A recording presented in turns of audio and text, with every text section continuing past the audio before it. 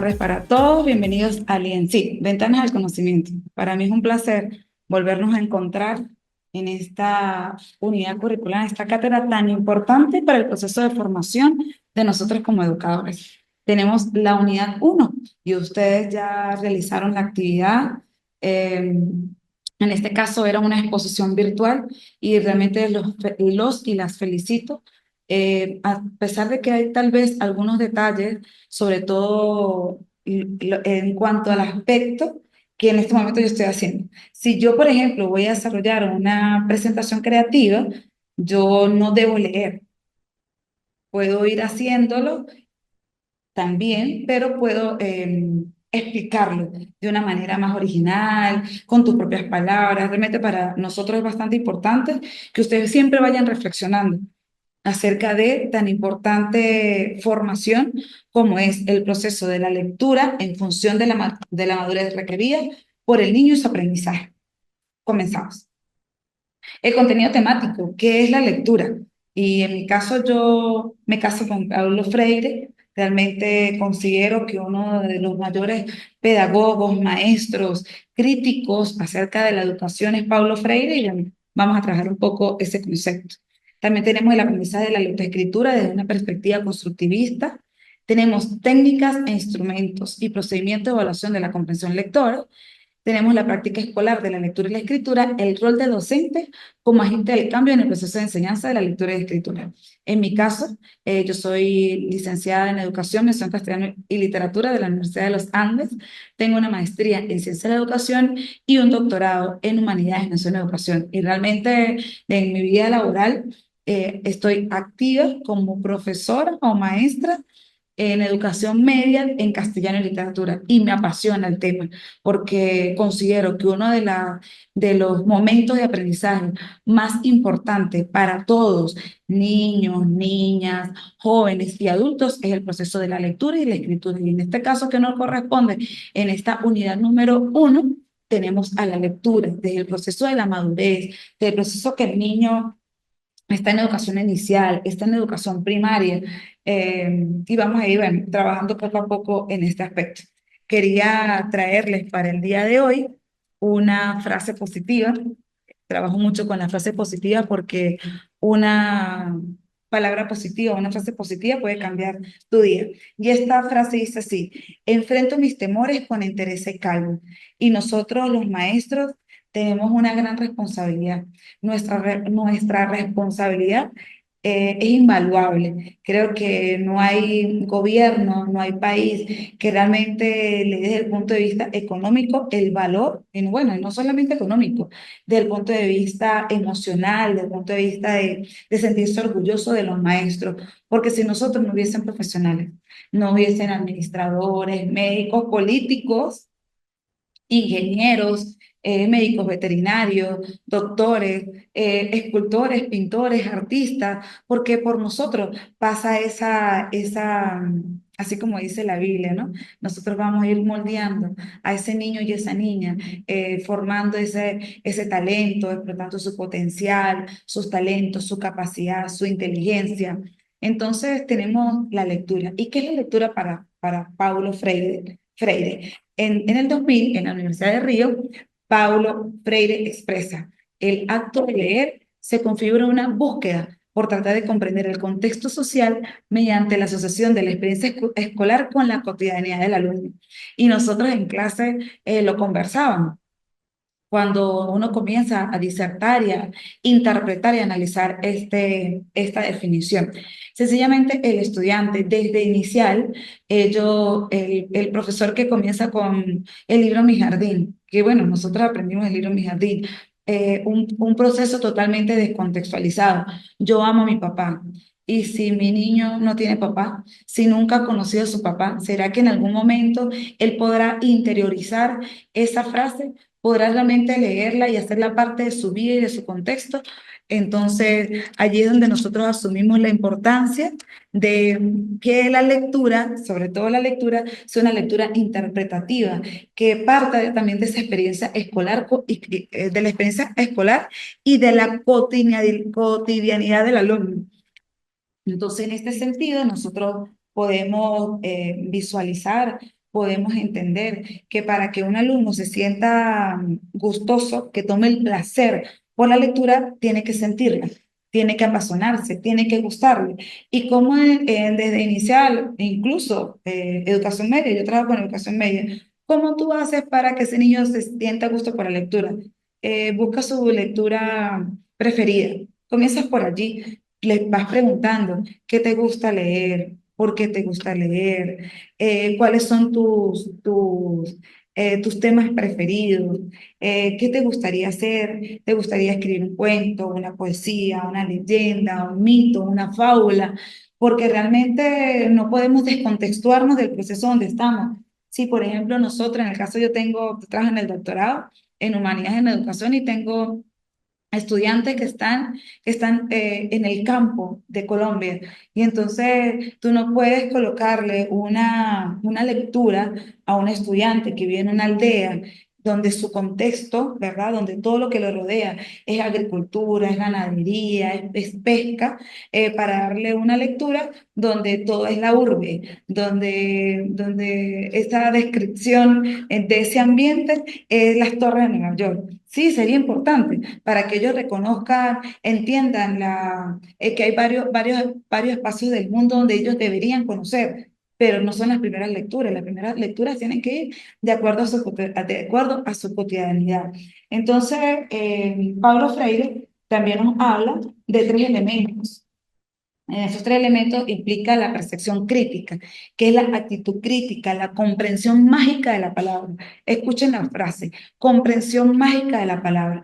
¿Cómo yo hago para que ese estudiante se sienta con esa energía y esa disposición para ir aprendiendo cada palabra, si estamos en inicial, cada cuento corto o cada narración breve cuando estamos en educación primaria, incluso novelas cortas? ¿Y cómo hacer cuando estamos en educación media para que el estudiante lea una novela literaria universal, la Odisea, la Ilíada, cuando lea Casablanca, cuando lea Cien años de soledad? ¿Cómo hago yo para apasionarlo? Bueno, yo busco cómo hacer que esa lectura devele la realidad que se hace presente en ese momento histórico.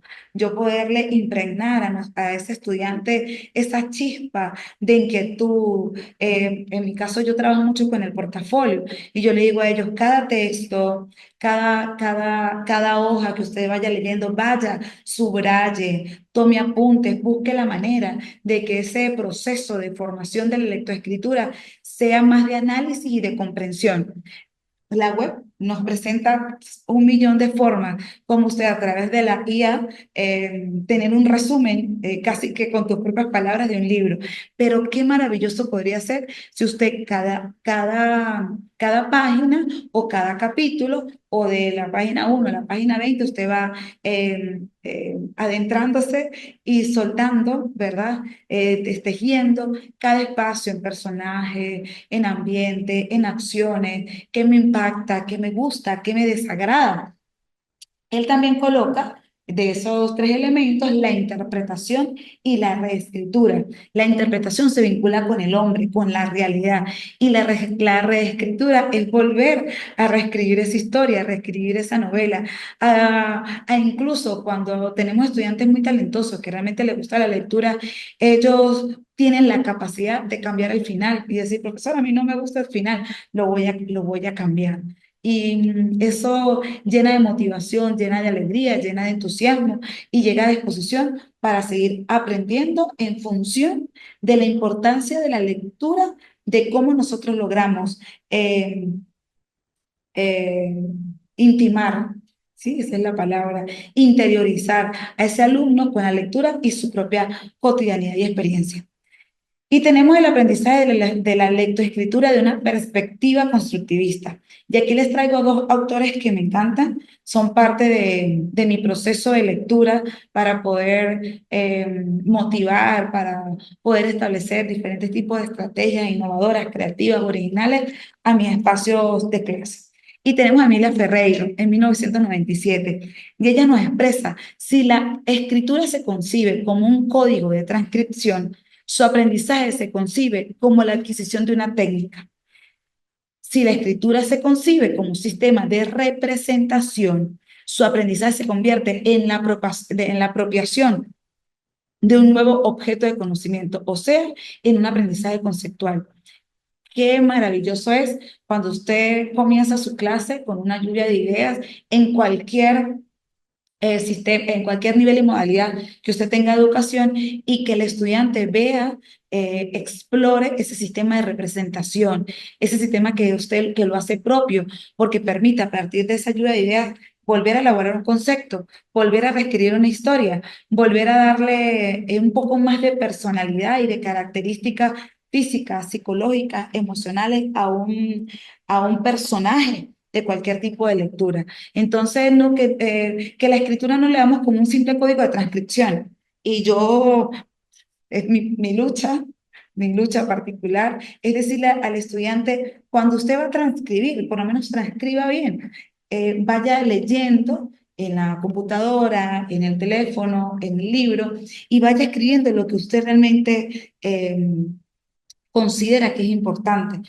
lo que usted realmente considera que es necesario, que es fundamental, que es valioso, porque esos son los aportes que usted va a hacer para la vida, el aporte para esa sistematización de los aprendizajes, que es fundamental realizarla en todos los niveles, pero ponen que ustedes lo hacen desde la segunda etapa, cuarto, quinto y sexto, y finalizamos en educación media y lo seguimos compartiendo con ustedes, porque nosotros los universitarios tenemos que aprender a sistematizar, y aquí es donde yo siempre hago un corte, un paréntesis y les digo, está la revista de la universidad, la Redim.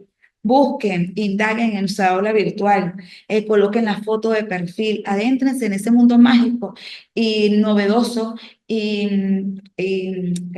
con excelencia académica que tiene la revista de la universidad. Escriban.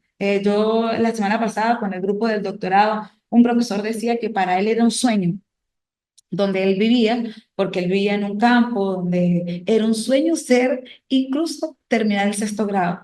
Eso es una cosa que casi era irrealista. Y hoy se está formando como doctor.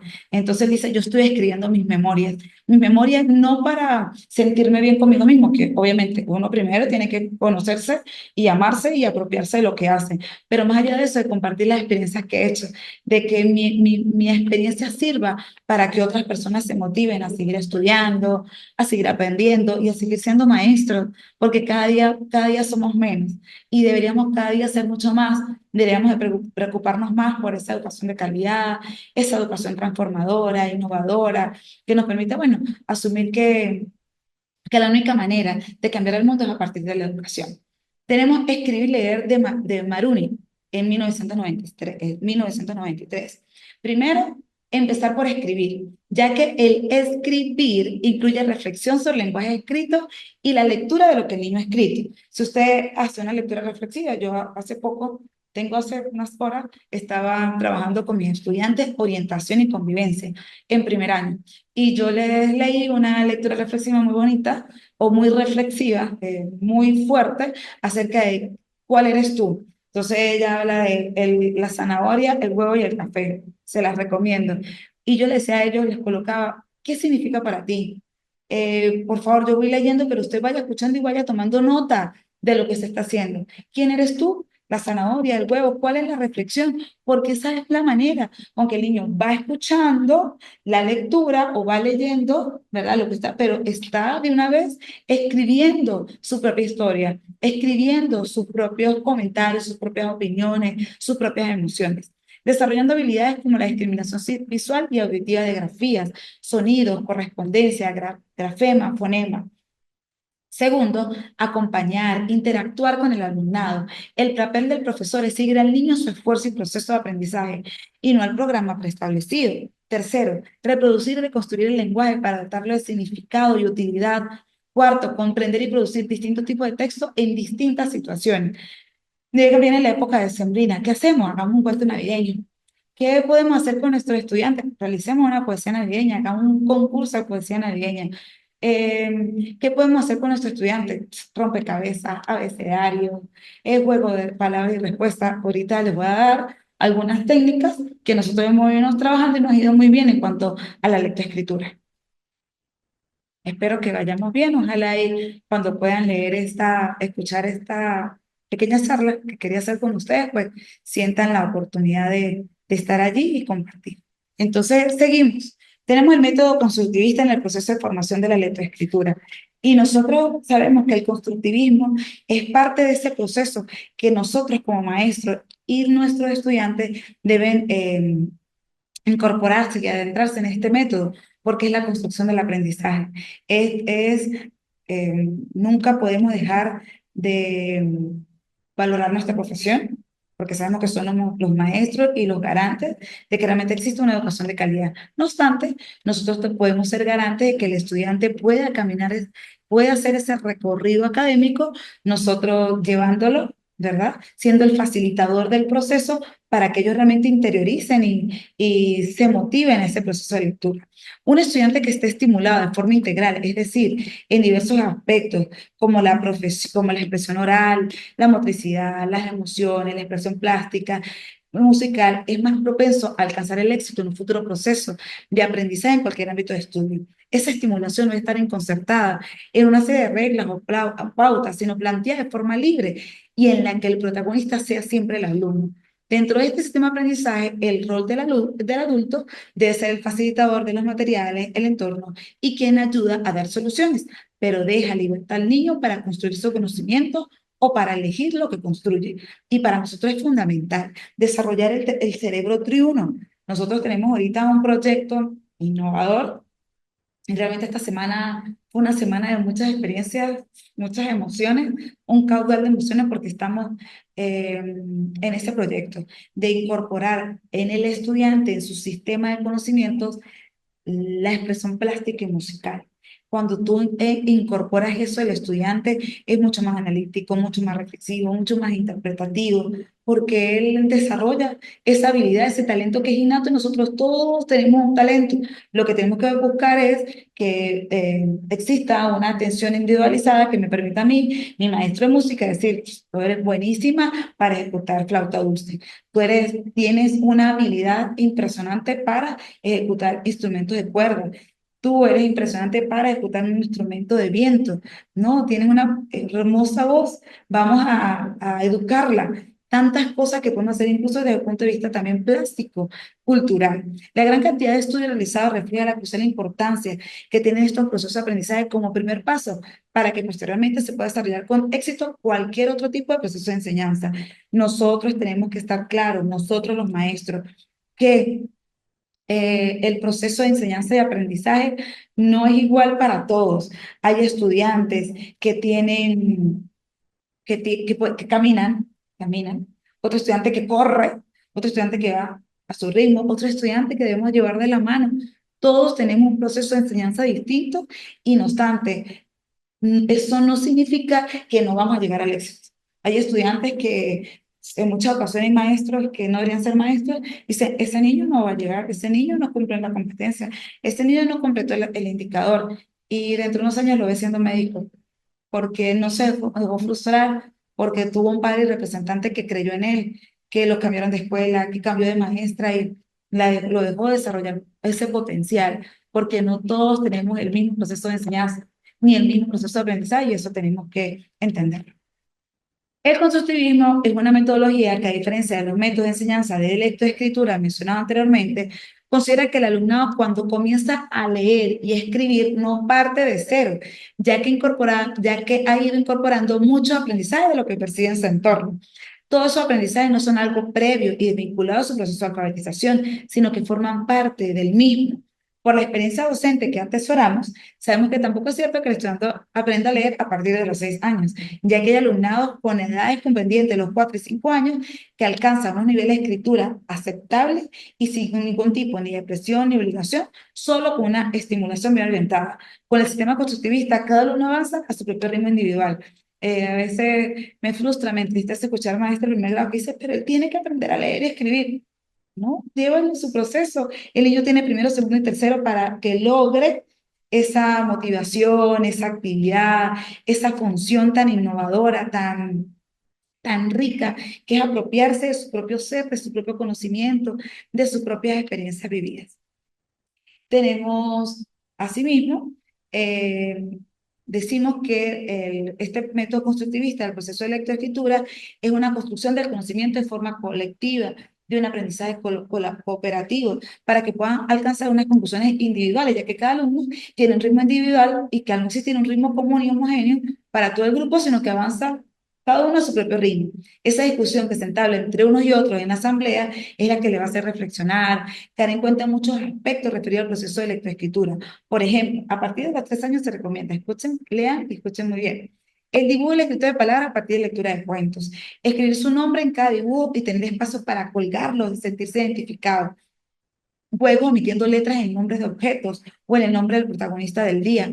Juegos de sonido, de crear un cuento de forma oral y escribir oraciones que muestran las acciones del cuento. Y bueno, nosotros hemos tenido muchísimas experiencias con respecto a este tipo de actividad, no solo en los 3 años, yo he utilizado este tipo de actividad en educación media y es impresionante como, por ejemplo, tú dices, en ese juego de sonido, cuando creamos un cuento de forma oral, yo comienzo, bueno, mi cuento se llama El zapato escondido. Hubo una vez un gigante que al correr muy fuerte para ir a buscar su presa, se le cayó el zapato y no lo encuentra. Sigues tú y ahí va. Y eso es un juego de risa, el estudiante, el otro que está por allá está pensando qué va a decir. Entonces eso ayuda a que el estudiante comience ese discurso lógico, ¿verdad? Y esa secuenciación lógica y creativa que debe tener incluso en el proceso de escritura, pero el proceso oral es fundamental.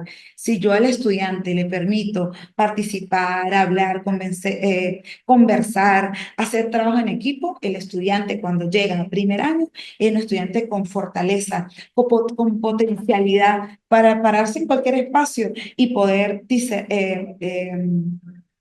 eh, contar, ¿verdad? Un cuento oral, estaba pensando en un cuento, una poesía, declamar, esa es la palabra, declamar una poesía, compartir una historia, elaborar una historieta y mostrarla, tantas cosas que nosotros podemos hacer con el proceso de lectoescritura. Creo que eso tiene que ver mucho con la motivación y la disposición, con lo orgulloso que nos tenemos que sentir como maestros, cuando nosotros somos maestros de inicial, maestros de primaria, cuando somos docentes en educación media, cuando somos docentes universitarios, porque ustedes están allí con nosotros y sentimos esa pasión, creo que esa pasión ayuda a que se brille y se ilumine el camino y ese recorrido académico que tenemos que hacer, pero con calidad. Si no hay calidad, no hay eficiencia, no hay motivación, no hay un proceso de aprendizaje significativo, pues haramos en el mar y seguimos perdiendo. Todos podemos cometer errores. Ay, todos somos seres humanos. Lo importante es avanzar, avanzar, avanzar y superar los obstáculos que se nos puedan presentar. Esto es muy largo, pasamos a la comprensión lectora, ustedes lo pueden leer y comentar.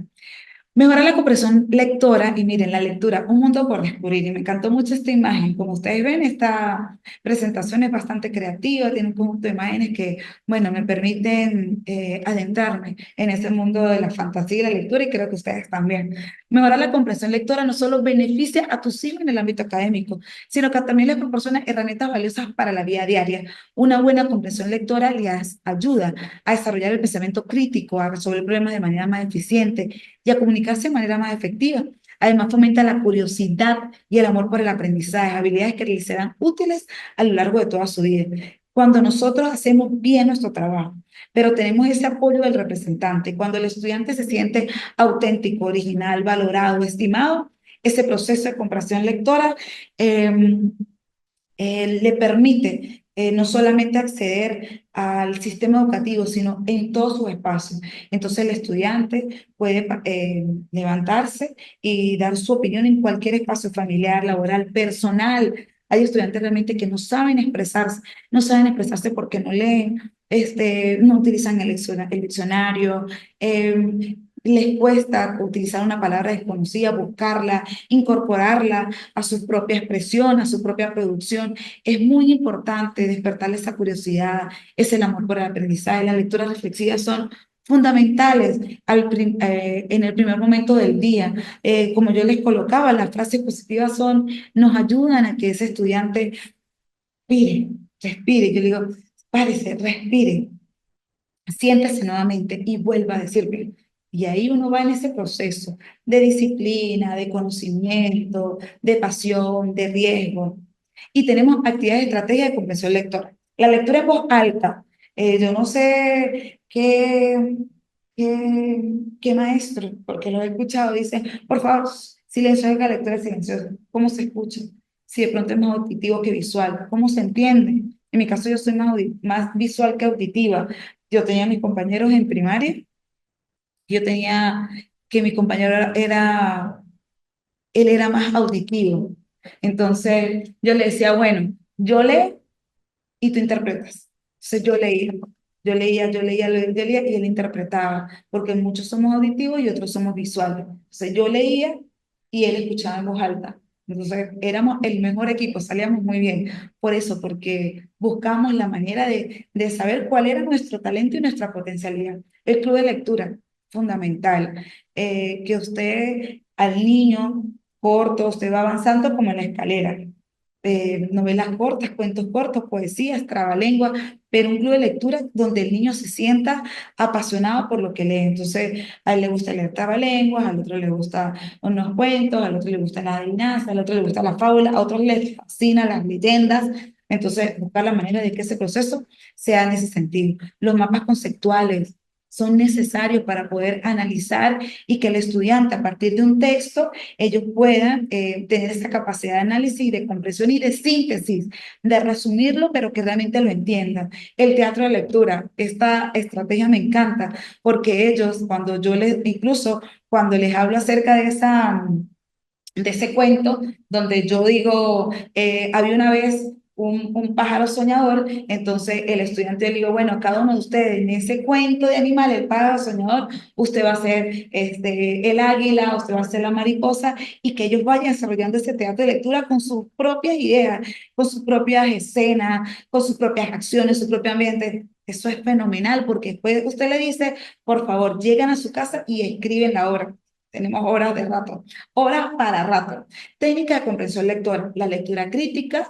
Usted no puede leer por solamente leer, leer por memorizar, no tiene nada. Y miren la cara de la niña, la expresión, la cara de expresión, porque está leyendo y está fascinada con lo que lee. Yo creo que a algunos de ustedes les ha pasado. Bueno, yo hay cosas donde leo, mi hija lee muchísimo, bendito Dios que, bueno, tiene esa fortaleza, y tú le escuchas, y yo, ¿qué pasó? Ay, es que, y estás leyendo y adentrada en esa novela. Entonces, eso es muy importante, la lectura crítica, que lo intente, que lo interpreten, que lo analicen, que lo descubran, que sean capaces de discutir con el autor. Ella me ha dicho, ¿qué te pasó? Odié la novela. Y la terminaste, sí, pero me frustró el final, y comienza con esa crítica, y eso es fundamental. Análisis de personajes y tramas, es muy importante todo lo que hemos venido desarrollando desde el punto de vista teatral. Preguntas guiadas, usted donde hace su banco de preguntas para que el estudiante comience a socializar y a interpretar. Siempre preguntas abiertas. Pregunta a veces la cerrada, sencillamente el estudiante se mete por internet y las busca, no, preguntas guiadas, pero preguntas abiertas, interpretativas, reflexivas, para que realmente quede, que realmente cuando hablen de la idea se sienta maravillado de hablar de los personajes. Cuando hable, en mi caso me encanta una novela, se la recomiendo, La Amortajada de María Luisa Bombal. Yo me siento muy identificada y la he leído 1 millón de veces. Y cada vez que siento la necesidad de volverme a entrar a la novela, vuelvo y lo hago, porque habla mucho acerca de la mujer, de su potencial, de su motivación, de las cosas que a veces nosotras dejamos atrás por volvernos una más. Y eso no debería pasar en nosotras. Nosotras deberíamos ser esas garantes de enseñarle a nuestros hijos, de enseñarle a lo que nos rodea, que podemos ser mujeres, mujeres empoderadas, siendo madres, siendo esposas, siendo hijas, siendo profesionales, como somos ahorita. Uso de tecnología y aplicaciones, no podemos obviar las herramientas digitales, no podemos obviar el computador, el internet, los videos, las películas, los cuentos cortos, los audiolibros que son excelentes, porque eso va. Usted le puede enviar un representante, por favor, busque el audiolibro, La rana y el sapo, y colóqueselo a su niño, y que él vaya escuchando y vaya escribiendo. Son cosas que buscamos para que nosotros podamos tener esa comprensión lectora necesaria para nuestros estudiantes. El uso el diario de lectura portafolio, yo lo estoy trabajando, por eso les digo, tengo grata, gratísima experiencia como estudiante de educación media y de primero a quinto año estoy trabajando con el portafolio. Entonces yo le decía a ellos, ustedes van a traer su carpeta y vamos a ir haciendo esa sistematización de los aprendizajes, de las novelas, de la poesía, de los cuentos, que vamos a ir trabajando para obtener ese diario de lectura, que ellos tal vez, además que vamos a hacer una actividad para mostrar el talento y las habilidades de comprensión lectora a mis estudiantes, eso pueda permanecer en los espacios, que usted tenga la oportunidad de leer un análisis de un estudiante y el otro estudiante leerlo y decir, yo lo pensé igual, o decir, yo lo pensé totalmente distinto, porque esa es la idea, que podamos aprender a comprender, a amar y a tener toda esa disposición para la lectura y la escritura. Y aquí va esta reflexión final. Ella es Vicky Colbert en La Ruta Maestra en Colombia en el 2018 y ella habla de ese papel docente, de ese rol que nosotros tenemos que tener como maestros, como garantes de una calidad formativa, pero no solamente formativa, competitiva, ni formativa, sumativa, sino una calidad transformadora, igualitaria, colaborativa. Entonces dice que el papel de docente es fundamental en este nuevo paradigma pedagógico. Se debe caracterizar por ser flexible, activo, participativo, de llegar al aula con elementos, estrategias e instrumentos concretos y pertinentes para los docentes y los estudiantes, promoviendo el desarrollo de competencias básicas y también de la esfera socioafectiva. Ahora, el énfasis no puede estar en la transmisión de información, sino en desarrollarles habilidades a los estudiantes para que aprendan a aprender, a comunicarse eficazmente, a argumentar, a resolver problemas, a razonar lógicamente, a aproximarse al conocimiento científico y tecnológico, a convivir, a innovar, a emprender. Docentes motivados y propositivos también se deben caracterizar por un alto grado de empatía que les permita lograr mayor conocimiento y comprensión de las necesidades, las actitudes, los intereses y potencial de los estudiantes. Docentes afectuosos con un liderazgo pedagógico están en capacidad de crear ambientes de aprendizaje adecuados y de orientar actividades y estrategias de participación para desarrollar en los estudiantes las destrezas cognitivas y las habilidades socioemocionales requeridas en el nuevo milenio.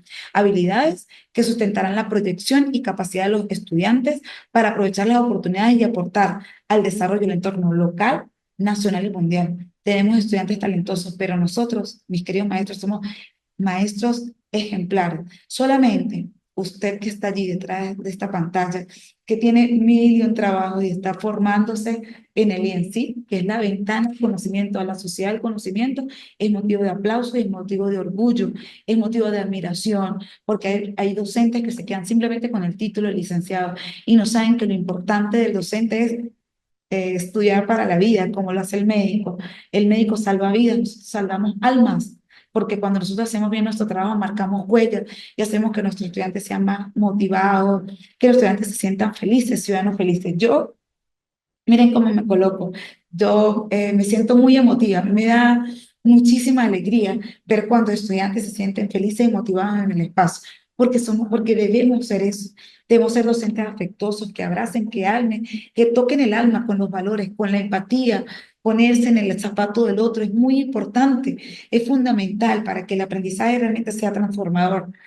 Y usted dirá, pero estamos hablando de lectoescritura, ¿qué tiene que ver eso? Tiene que ver con todo, porque cuando usted lleva lecturas reflexivas que van y fomentan los valores, cuando usted busca esas estrategias técnicas que hacen que el aprendizaje, así como está esta maestra sonriendo y los estudiantes escuchando la lectura, eso es lo que nosotros debemos transmitir, pasión, pasión y motivación, para que realmente salvemos el mundo. Nosotros somos los garantes de que el mundo no se extinga, porque vamos a tener, además de un buen profesional, o no además, tenemos que tener un buen ciudadano para tener buenos profesionales. Entonces, nosotros somos los garantes de eso en conjunto con los padres y representantes. No me quiero despedir sin decirle por qué leer es tan bueno. Te hace más culto, previene el Alzheimer, mejora tu ortografía, te hace más elocuente, te hace más reflexivo, amplía tu vocabulario, incrementa tu imaginación. Un buen maestro puede crear esperanza, encender la imaginación e inspirar amor y aprendizaje. No me queda más que decir, sino esperar que ustedes se sientan agradados que sientan que esta unidad curricular, esta cátedra, este curso, esta materia, realmente lo hagan con amor y lo hagan con disposición, y aquellas técnicas que están allí, humildemente se las presento para que las puedan poner en práctica sus estudiantes y vean lo maravilloso que es. Me hubiese encantado que ustedes estuviesen participando, porque bueno, este tipo de actividades, lo importante es esa retroalimentación, que es fundamental para el proceso de formación y aprendizaje de forma eh, de calidad y de transformación. Muchísimas gracias y muy buenas tardes. Bienvenidos otra vez y saludos, y que tengan un feliz fin de semana. Somos ENC, Ventanas al Conocimiento.